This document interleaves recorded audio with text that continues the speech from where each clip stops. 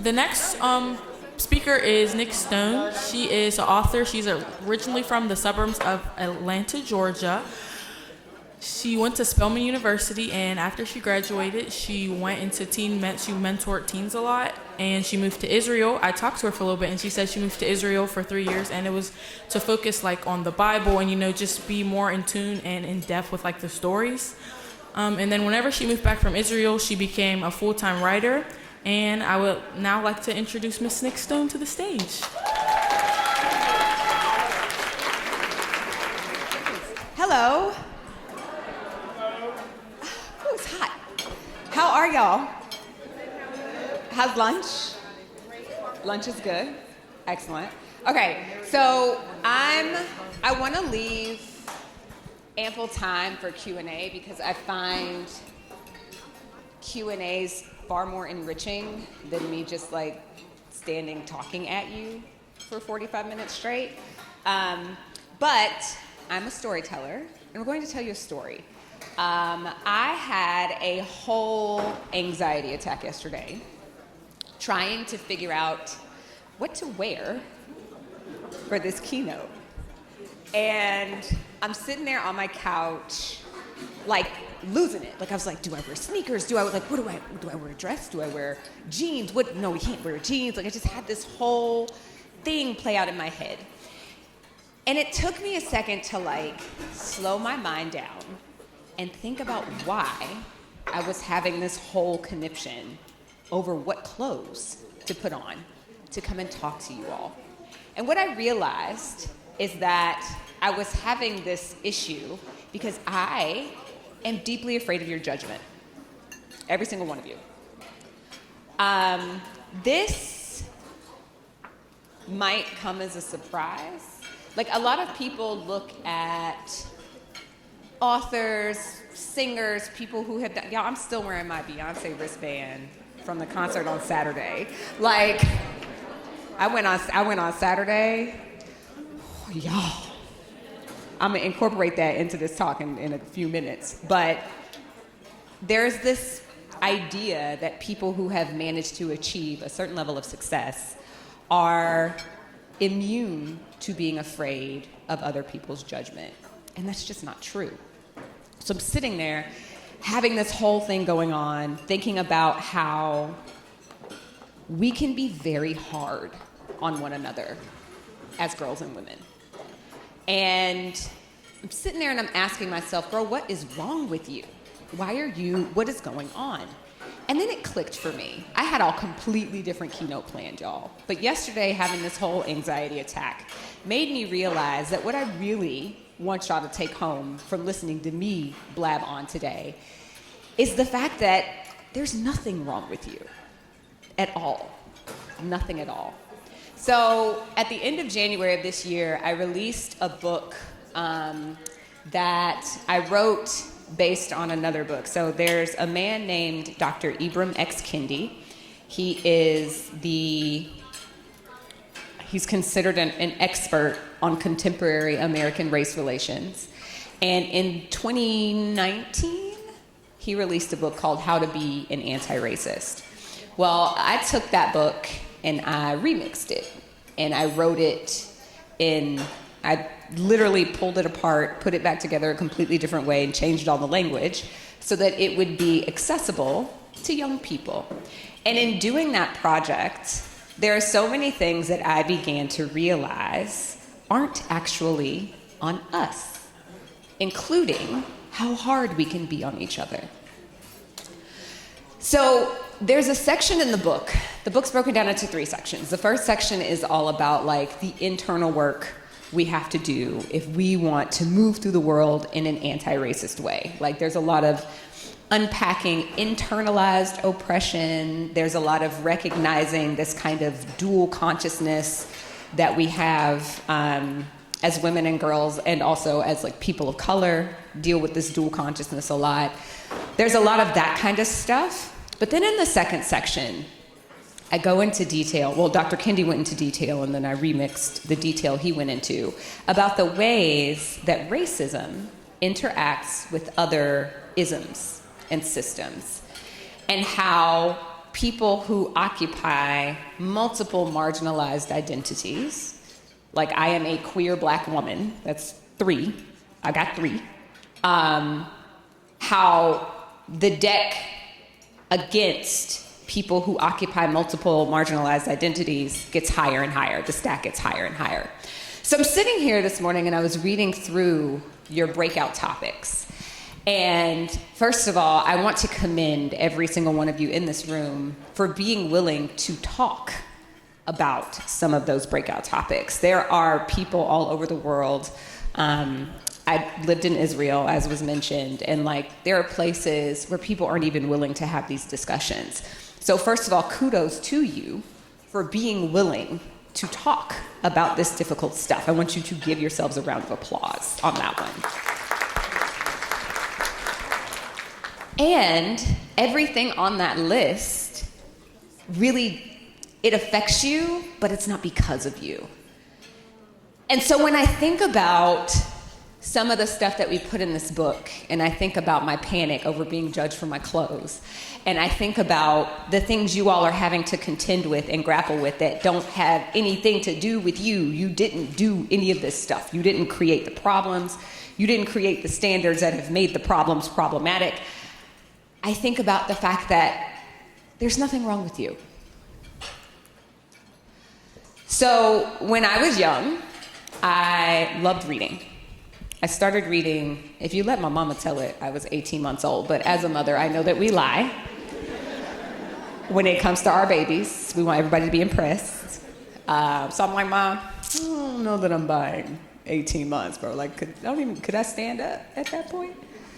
But as I moved into elementary school, my favorite place to go was the library, and I just loved books, and I loved stories. I was a reader, and I was a liar.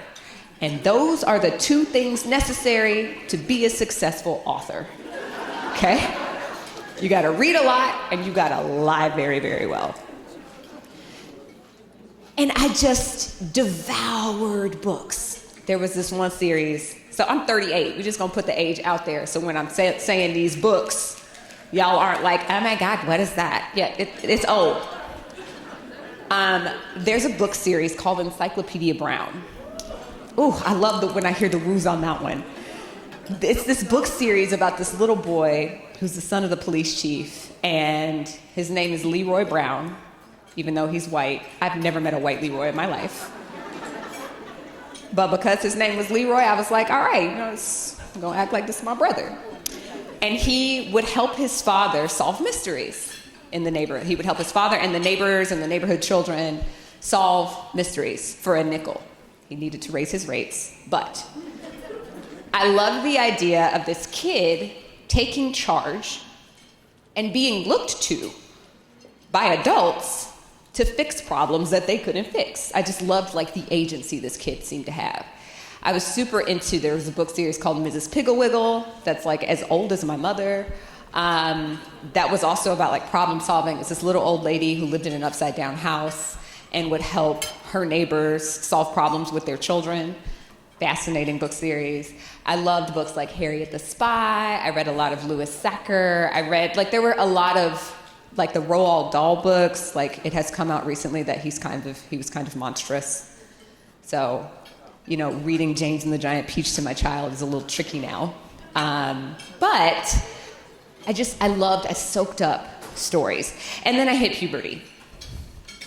And when I hit puberty and my body started to change and the way that people were looking at me started to change, and I realized that I live in this feminine form, feminine in the traditional definition of the word,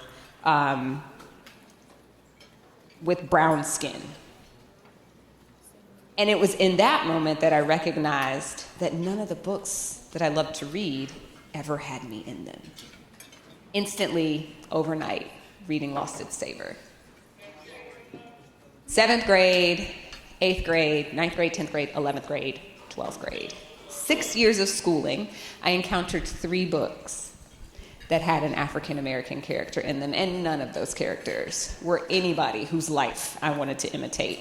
There was the guy who was falsely accused of a terrible crime and made to suffer horrific consequences, more or less so that the narrator of this particular story, who was like a kid, a little white girl, her father was assigned to the case for this black man, and he did not get a happy ending. What book am I talking about? To Kill a Mockingbird. That was the first book I read that had a black character. Another one, the second one I read, involved an escaped slave headed up a river with a little white boy. He had fled his kind enslaver because he heard he was going to be sold to a less kind enslaver. And they're headed up this river. And the way that this character was written was so... I was the only black kid in my class when we had to read this book. It was just rife with the N-word hard R. And this character was portrayed as an imbecile, basically. What book is this? Well, Huck Finn, but Tom Sawyer too, right? Like, they're pretty similar. And then the third book where I encountered an African-American character, y'all probably won't get this one because the character was so minor, most people don't even remember he was there. But he was this little black man who had, I think, if it was a book that had taken place in the 21st century, he would have been diagnosed with scoliosis. But in the book, he's described as having like a hunchback. He's got sweet spirit, big dreams, but can't do anything about it because he lives in the Dust Bowl and is black. And that's a character named Crooks from a book called Of Mice and Men. That was it. Those are the only black characters I encountered in any book I was told I had to read to prove that I was literate and able to excel in our American education system. So every book I was told I had to read had me, a version of me, even though it wasn't me at all, that was downtrodden or was stupid or was used to bear a lesson. And frankly, that doesn't send a very good message. I was fully convinced by the time I graduated from high school that writing was not something contemporary black people did, and that books about contemporary black people just weren't a thing, especially not a thing that spoke to me at 16 or 17. So I say all this to say, like, there's this phrase that I hear very frequently these days, especially in the publishing industry. Representation matters, right? It's a great phrase. People are getting sick of hearing it, so we're gonna have to remix it so the message doesn't get lost.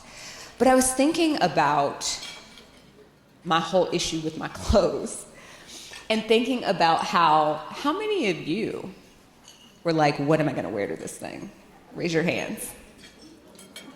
How many of you put a lot of effort into your outfit and your makeup to make sure you look We do this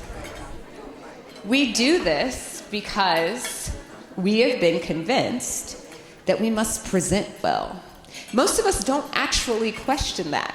And we definitely got to present well around each other, right? So I'm thinking about Beyonce right now because, like I said, representation matters.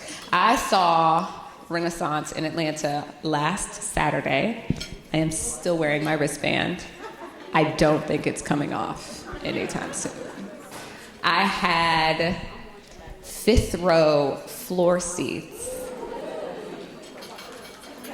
I don't think I will ever be able to go back to not sitting on the floor in the 5th row if Beyonce comes to town. But watching this woman who has captured, Beyonce been doing this for like 25 years. That's longer than most of you in this room have been alive. Beyonce started when I was in 8th grade. I was 13 when the original 4-member Destiny's Child came onto the scene.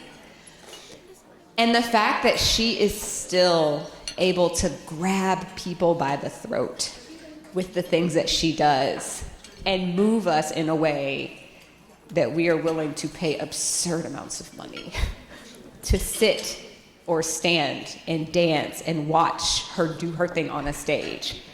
That's the kind of representation that matters to me. I want you all, when you are thinking about what you want to do, where you want to go, how you want to be, et cetera, find a light, right? And what I mean by find a light is you find a person who you can look at and be like, that is my representation.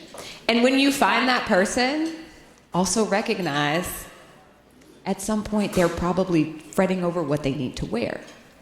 And I say that because I think it's really important that we recognize each other's humanity, that we recognize the humanity of our heroes, that we recognize, as I said, that we are not the problem. We didn't make these unreachable standards. We don't make the rules.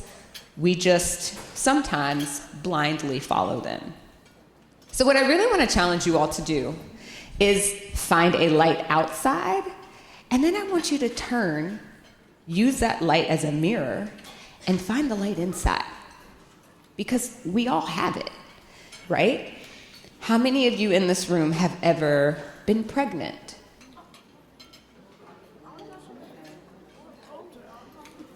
The moment a person with a womb finds out there's a creature inside of it, a whole literal biological parasite. Every single one of you in this room started out as a biological parasite, feeding off of the nutrients, calcium in the bones. Like babies, they just suck the life out of you when they're inside your body. The moment that it was discovered that there was a being inside the body of a person with a womb, that person's entire world changes. I have 2 kids. My kids are 11 and 7. My 7-year-old is I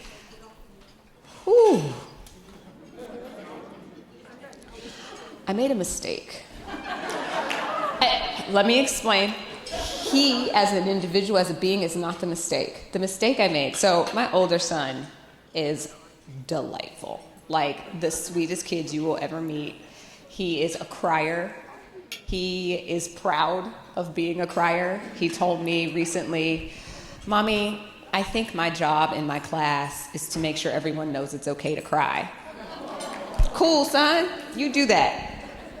And that made me cry because I'm a crier too. But he looked just like his daddy. Don't get me wrong, his daddy is fine. Like, beautiful man. Absolutely beautiful. But I was mad. I was real mad when I gave birth with no drugs. I did I was like, I'm very like woo-woo, crunchy granola, millennial hipster. And I was like, I'm gonna do a natural birth. So the baby comes out after hours and hours of being on the verge of death for me. And the midwife lays the baby on my stomach. And I looked at the baby and I literally said, the umbilical cord is still attached, by the way. I said, whose little white baby is this?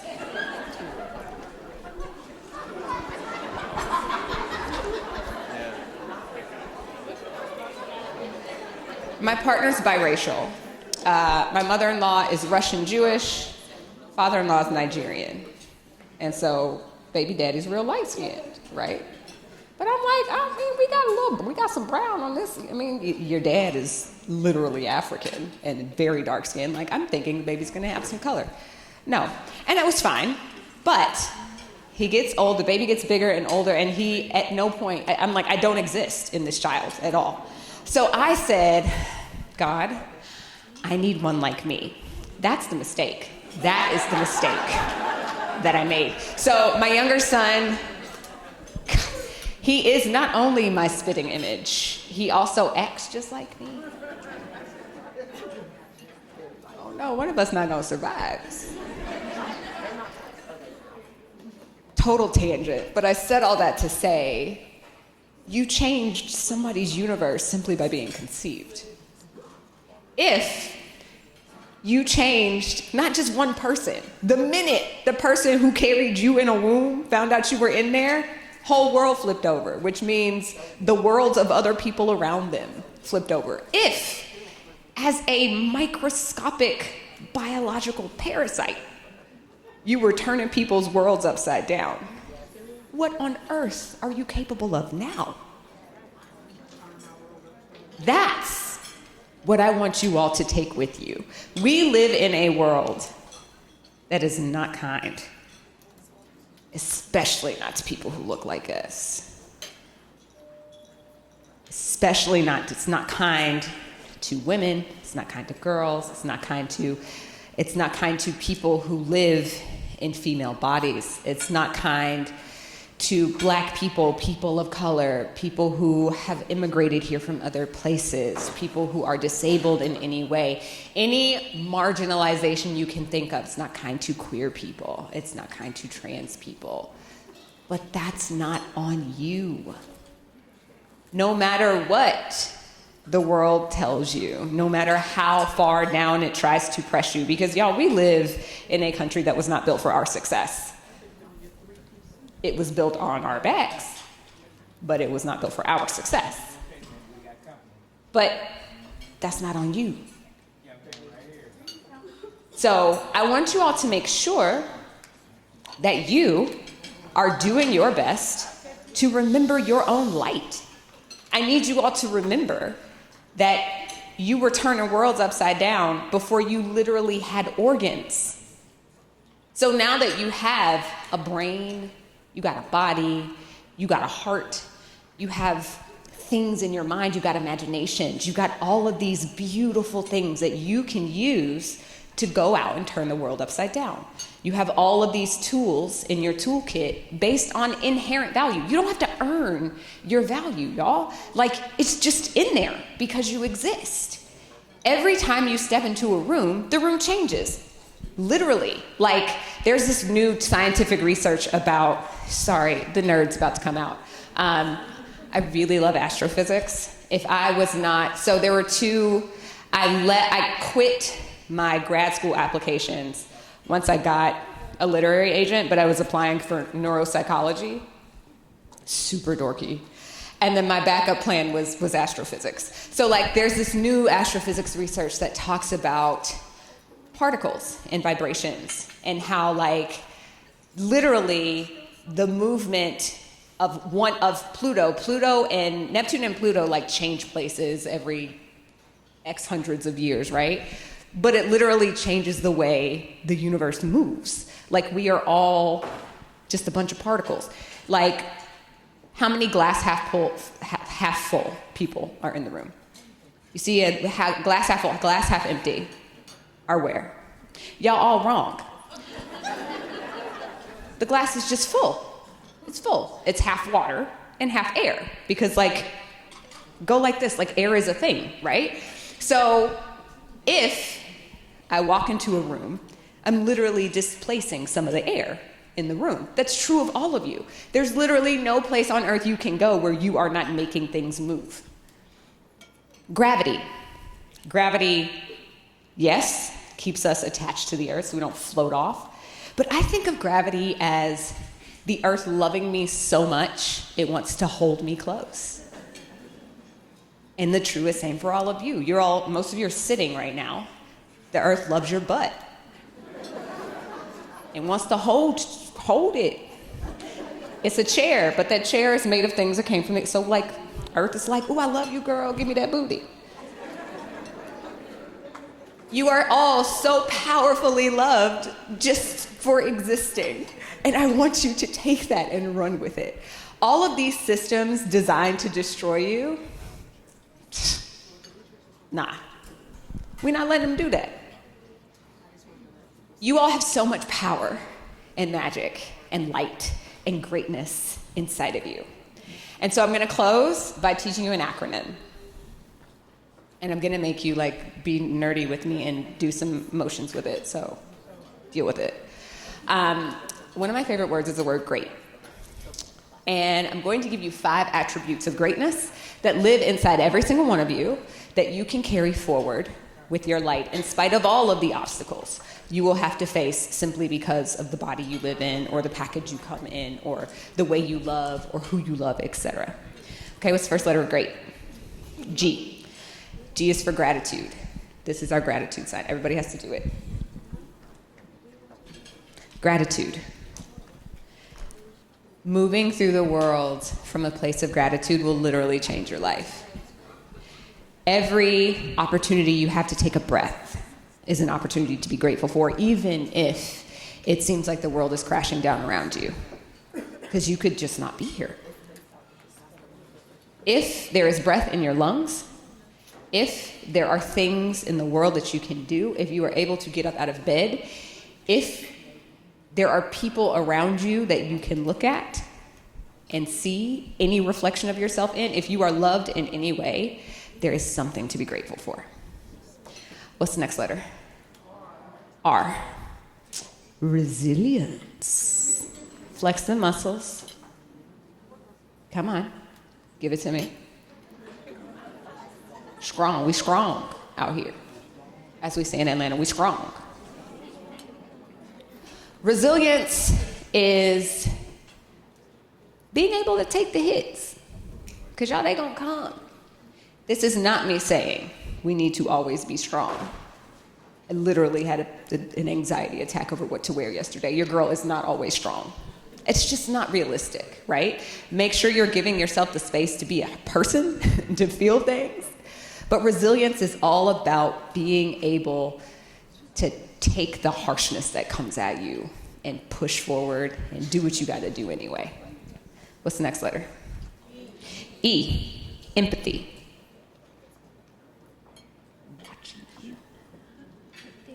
Green pants, you look good, girl. Thank you.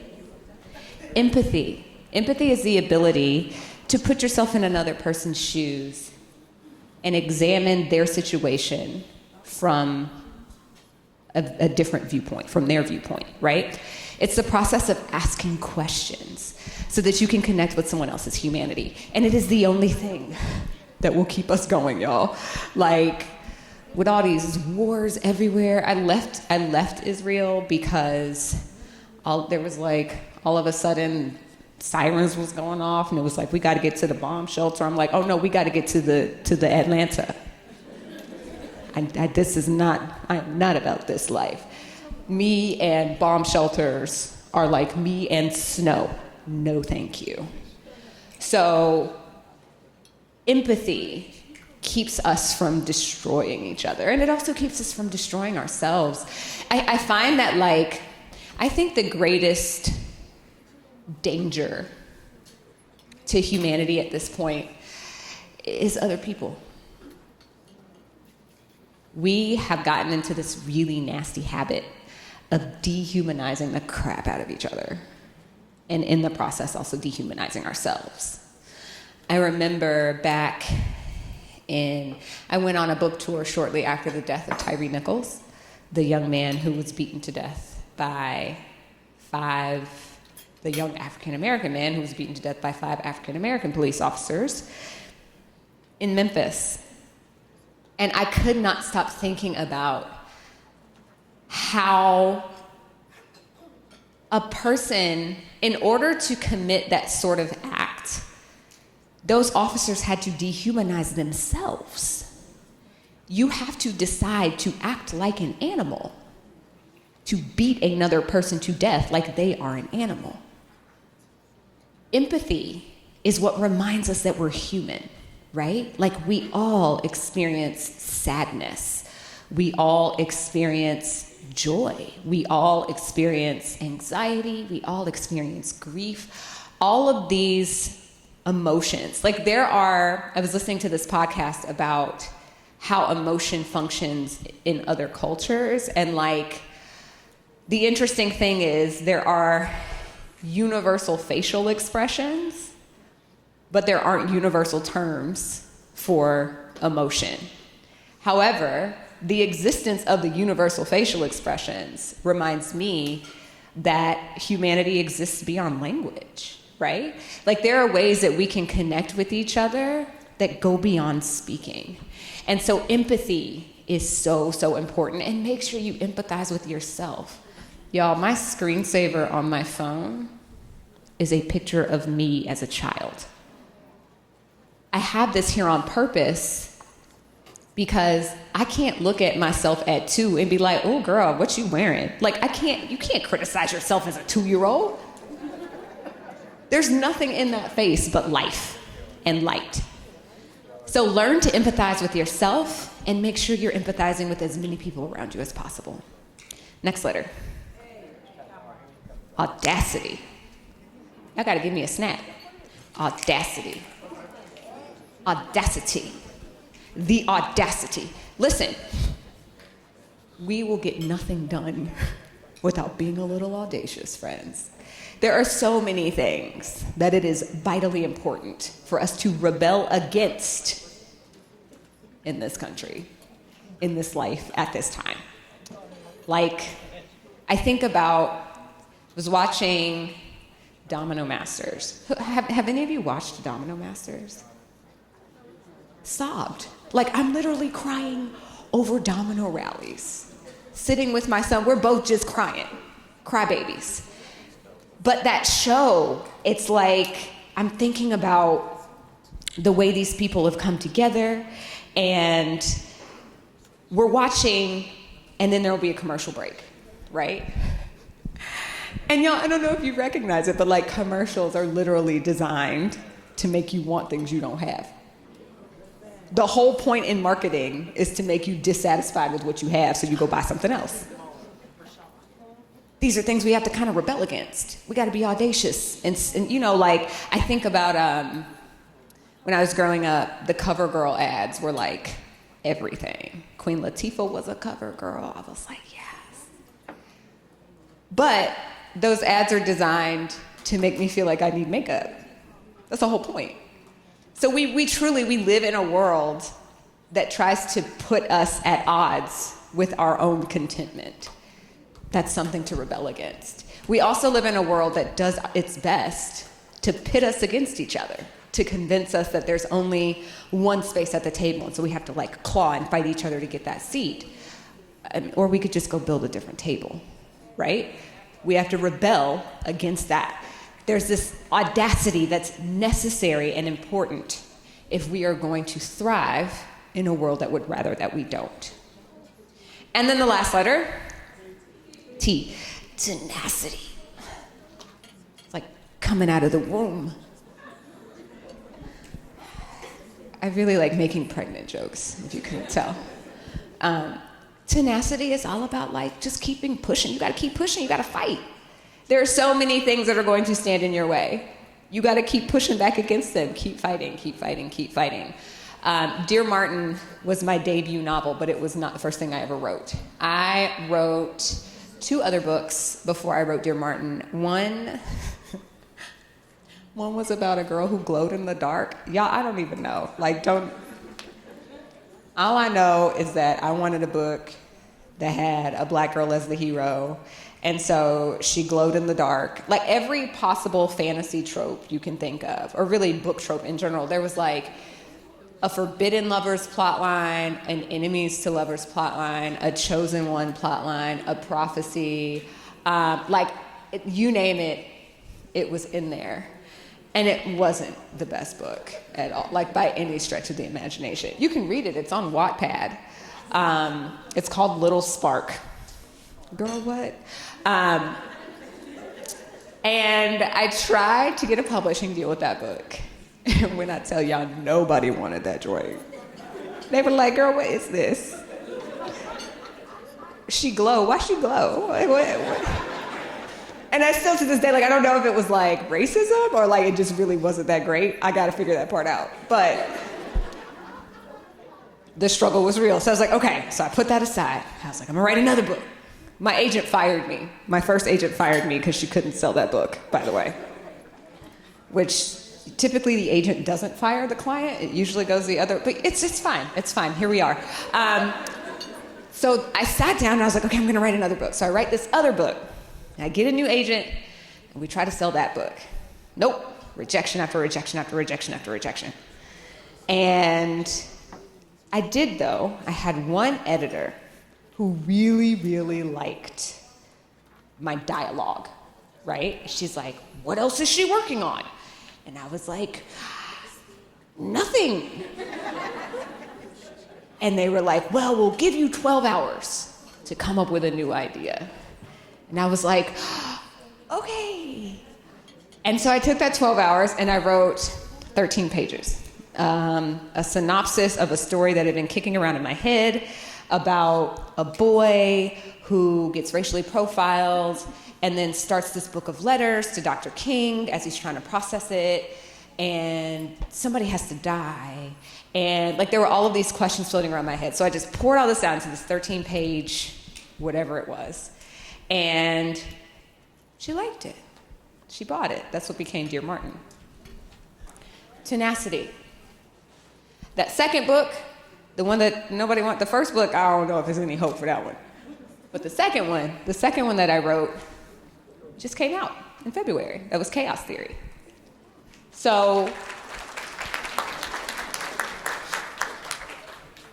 keep pushing, be tenacious. So I'm gonna go over the 5 one more time, and then we're gonna open for questions. G, gratitude. R, resilience. Oh, I forgot to do gratitude, my bad. Breaking my own rules. E, empathy. A, audacity. And T, tenacity. These are the elements of greatness, and they already live inside of you. Remember, there is nothing wrong with you. What y'all want to know?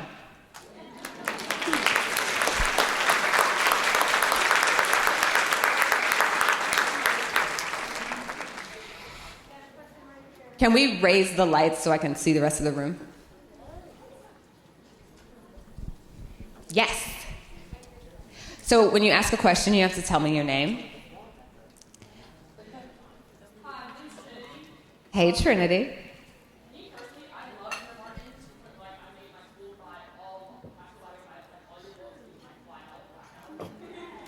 My kids' tuition, thanks you.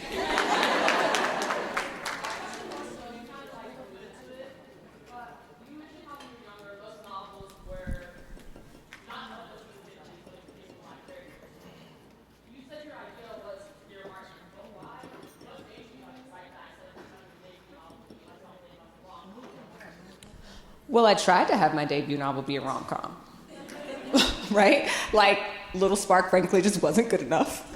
That was as, well, I guess less calm, but it was very dramatic and romantic and magic-y and glow in the dark. Yeah, and then the second, like, Chaos Theory is a romance. It deals with mental health, but like it wasn't Dear Martin, right? Like I didn't really want, I did not want Dear Martin to be my first book at all. It's a heavy book. I know how people are in the publishing industry. When you do a thing and it succeeds, they want you to do the same thing over and over and over again. So I've been fighting that for a long time. I'm literally currently working, like I was sitting there on my computer working on the 3rd book in the Dear Martin series, which I'm just going a completely different direction. But like, I hear you, right? The tricky thing is, because I write books about things other than racism, getting the gatekeepers, the teachers, the administrators, the librarians to buy into something that isn't about devastation is unfortunately really difficult. And the only thing that will help is you all letting them know that that's what you want and being loud about it. So yeah, it's, that's how I really feel about it. Thank you, Trinity.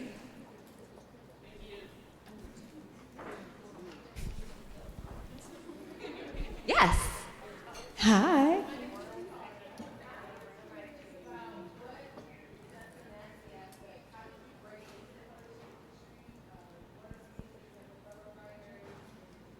You'll be right, Tiara. Diara. Diara? Yes. Okay. Oh, okay, great. Okay. There you go. My Yeah, name say is it again. Tiara. Hey, y'all. Now that I have a mic. And my question was, what are some of your tips for breaking into the publishing industry for fellow writers? What does that look like? What was your journey? What was your takeaways? Yeah, so I'm on my third agent. The first one fired me. The second one, she like tried to limit me, and I was like, girl, bye. And so then I got a third one, and she's great. You need an agent, depending on what you want to do, right? Like there's so many different ways to become published. You can publish your own stuff. You can go the route of finding a literary agent and going that direction. Right now, y'all, my like greatest goal on my 10-year plan is to start my own publishing company, because the publishing industry is trash, to be completely honest. It's not good to us in any way, shape, or form. And frankly, it's a business, right? I think it took me a long time to recognize that publishing is a business. People, they just want to make money. Think about it, right? Literacy, if you look back over the long history of literacy, literacy was something for the rich elite.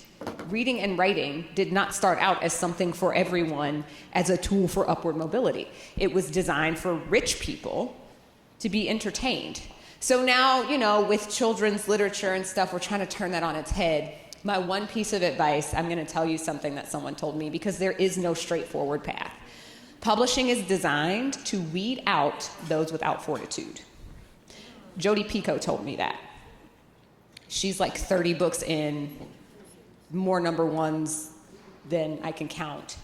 And it takes a level, I have the word relentless, you can't see because I'm always covered in things on my wrist, but like I have the word relentless tattooed on my wrist. You just can't give up. That is my one tip. Read a ton, write a ton. With regard to finding agents, there are so many ways of doing that. There's a website called MSWL. It's like manuscript wish list that lists agents and editors and what they're looking for.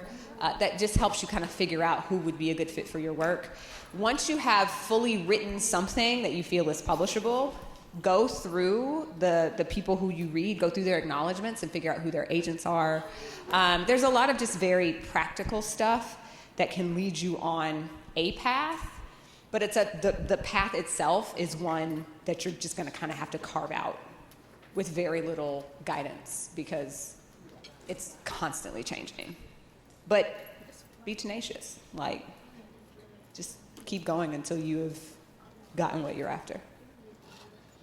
What you be writing about? I'm gonna have to talk to you. I'm curious now. Yeah. I just sold 2 grown-up books. Oh, it's scary. Next question.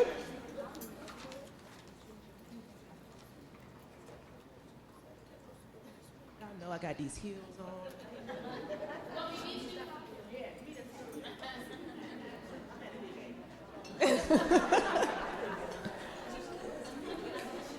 Don't crack.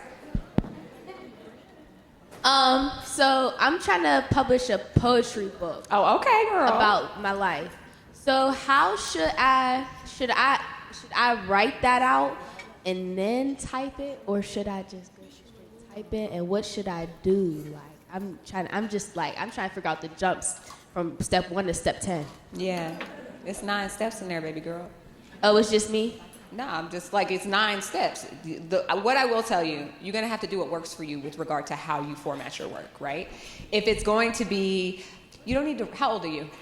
So, you don't need to rush. So, my first piece of advice is write the way that feels the best to you. If it feels better to write things down and then type them, okay. Proactive, we love it. So yes, if it feels right to write your poetry longhand and then type it, do that. There's no reason to skip a step if that's what works for you.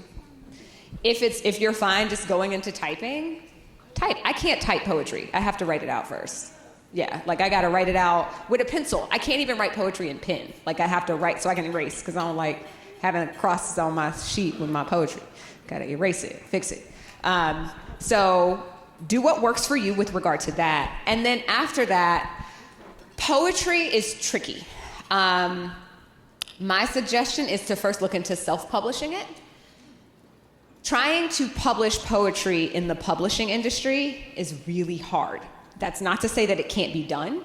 It's just really tricky to do if you do not have a well-established public poetry platform. So, highly recommend doing, do you do spoken word? Yes. Make sure you have videos, like build yourself a platform so that people will see who you are and will want to put what you've done into a book and sell it to people. It's like, it's the grossest thing ever to me, but it's also just unfortunately necessary that you have to build a brand. You're welcome. Hi, I'm Janasia. Hey, girl.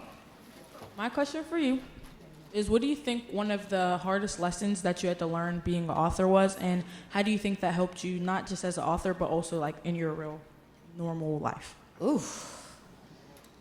The hardest thing I learned as an author is that the rejection never ceases. Ever. From trying to get started and getting rejections from agents that I sent my work to. Then you get an agent and it's like, oh, I got an agent. And then you got to deal with rejections from publishers. You get a publisher, then you got to deal with rejections of your ideas, right? Like your work has to be edited. There's a big difference between writing and storytelling. Writing is this very solitary thing where you're sitting down and you're putting your ideas on a page, but storytelling involves a hearer. If you're telling to someone.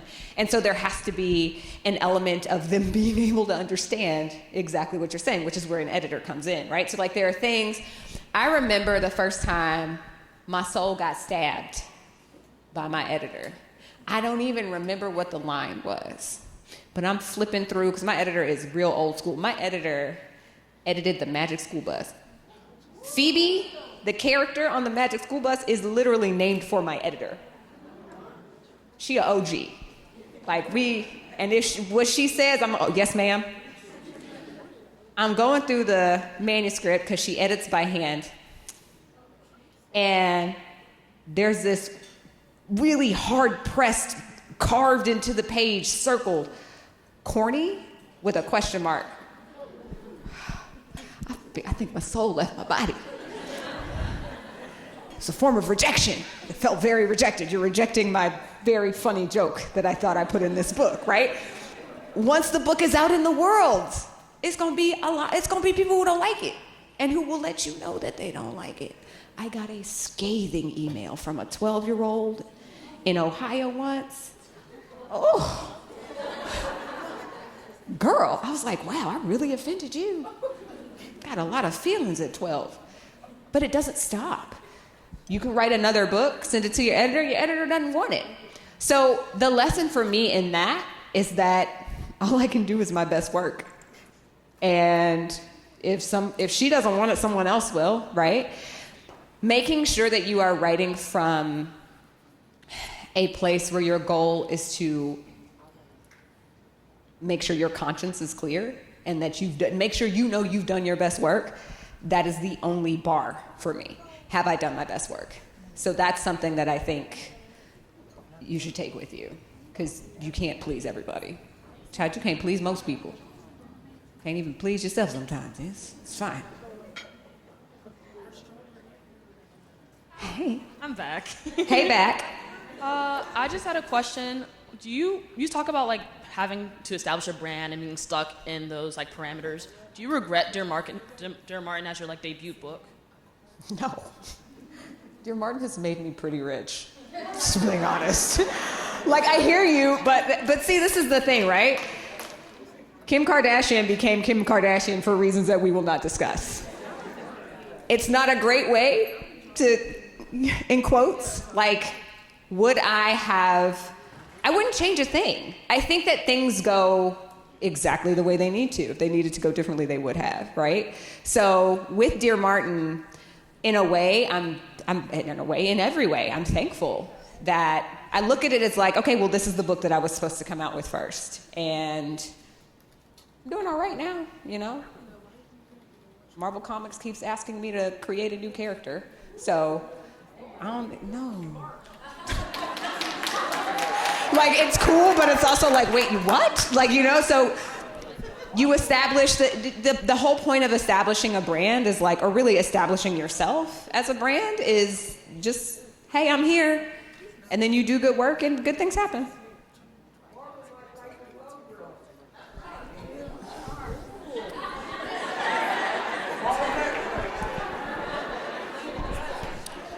Oh, you might be right. How much I owe you in royalties?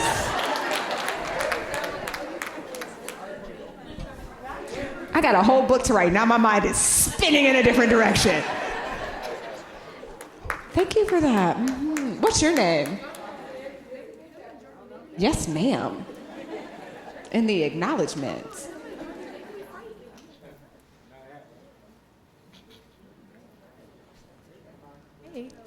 So another question I have is, in terms of the ecosystem like you're talking about, of having editors, having publishers, it getting out, creating a brand, what are some other, if we were to assemble the Avengers for authors, what does that look like, and how do we create that ecosystem and start to just permeate the industry for publishing? I mean, a lot of it is just kind of like an organic process. Like, you cross different bridges when you get to them. There's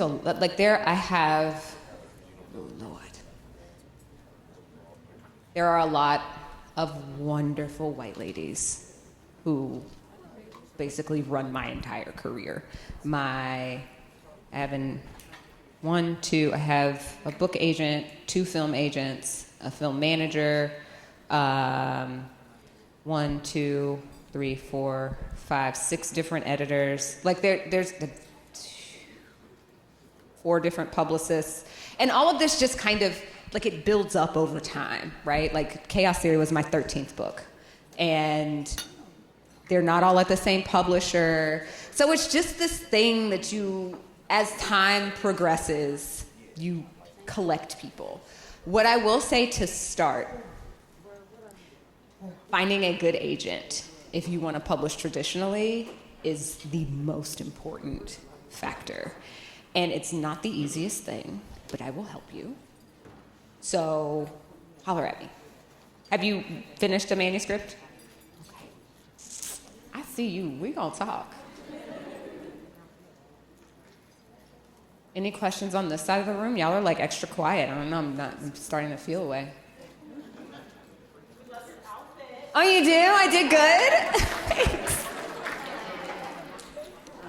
Hi, I'm Anna Kate Hugubian. Hi. You're fabulous. Oh, thank you. I am not somebody that necessarily is a writer, but I am somebody who's worked in the nonprofit world for a long time and has understood that when I work with young people, because my arena is education and youth programs, that a lot of young people have a hard time with networking. Yeah. Can you maybe talk a little bit about, when you're building your career in networking, what the steps kind of look like and how you've utilized it to the utmost so that you build it up as a skill? Because I think there's a lot of feeling of like, oh, I'm just not good at this, which happens a lot, especially in a post-COVID world where there's so much that's virtual. But just talk a little bit about like what you think are some of the benefits and important pieces of that. Yeah. Okay, so look, the first thing I will say is, like, when you're young, y'all just be young.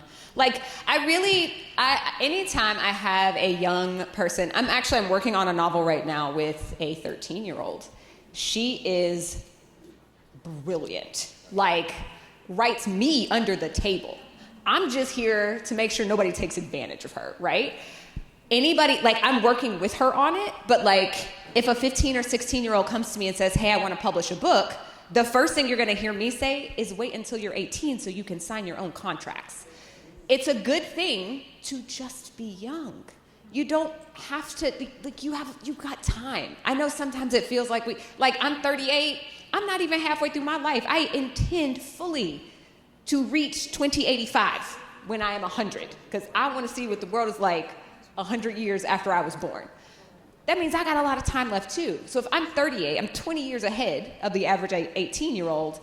Y'all got time. So be young, enjoy your friendships. Networking is rooted in an ability to build relationships. You also have to be very careful in networking not to treat people like commodities, right? For me, networking looks like making the most of the opportunities that are presented to you. So if you get an opportunity to go to some gala and it turns out your favorite actor's gonna be there. Take the opportunity and just meet them, just say hi. A lot of my networking has been as a result of just work that I've already done. So you just do good work, and then you get invited into spaces and you build relationships. That's how I think of networking. I don't even know if that answered your question at all, or was, yeah. So build relationships, be people with other people.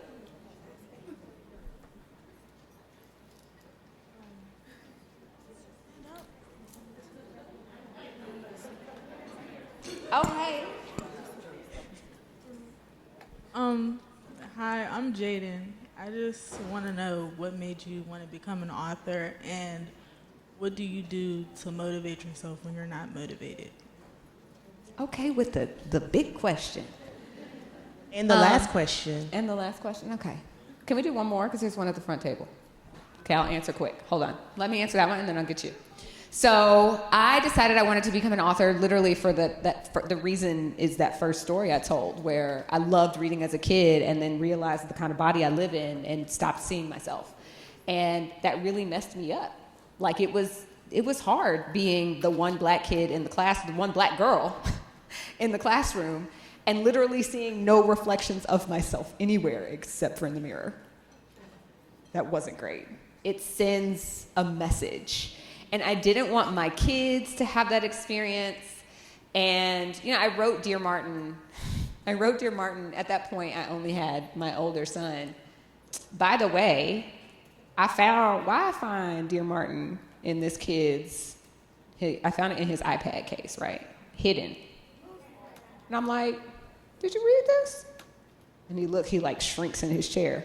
I'm like, I don't know why you're shrinking. I literally wrote it for you. It's fine that you read it. I appreciate that you read it. And I was like, so what'd you think? And he goes, well, I didn't really like it. Fine. Sorry, I completely lost my train of thought. But yes, I became a writer because I want y'all to have a different experience than I did. And then, what was the second part of your question? Motivates me, bills.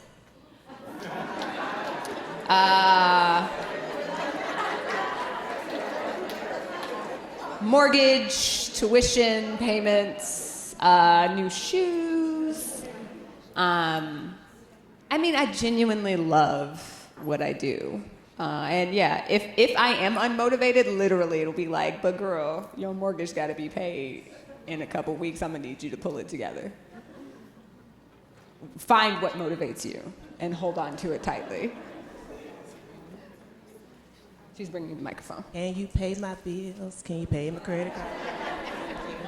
Hello, my name is Jozel. And Ooh, I like that. Girl, that might wind up in a book. Maybe I'll name the glow-in-the-dark girl Jocelyn. if you could travel back in time to, let's say, 5-year-old you, what is I'm not going to say a word, but a phrase of wisdom you would give to her? You're perfect.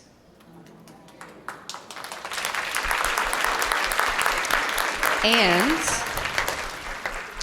I would tell her, there's gonna come a time in a couple of weeks where you're gonna wake up from nap time and you're gonna have to pee really, really bad, and you're gonna get to the bathroom and you're not gonna quite make it. Do not go tell Miss Cardi that you had an accident, because she's gonna shatter your soul, okay? You're too perfect for that. That's what I would tell her.